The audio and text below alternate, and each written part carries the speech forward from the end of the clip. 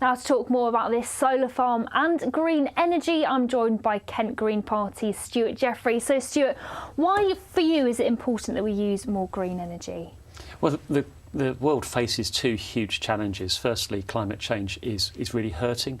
We've seen the hurricanes this year, especially in the Americas. But also, renewable energy is by its nature renewable, and anything that isn't renewable will run out. So we've really got to plan for the very, very long term and make sure we've got our energy sources from sources that won't run out for future generations.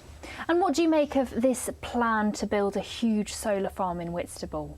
Well, clearly we need solar as part of our mix of green energy. It is a very large plan, and people are naturally worried. And it is an area that is particularly sensitive. I think there are better opportunities.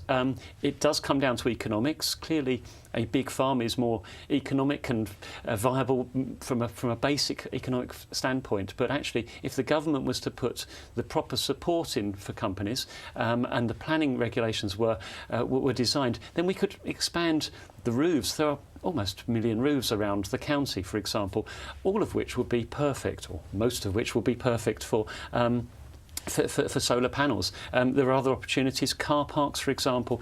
These need to be absolutely exhausted before we start building out on our green sites. Because there have been questions raised about sort of the integrity of the site, whether it's used for wildlife, whether it's somewhere that should be kept as a rural area. Do you think that maybe other options should be explored first? Absolutely. The wildlife in this country and around the globe is under absolute threat. People are talking about the 6th great extinction. The last thing we want to do is reduce the habitat and make the problem worse. So yes, absolutely, we have to explore those other options. And do you think that enough households, enough companies in Kent are being green?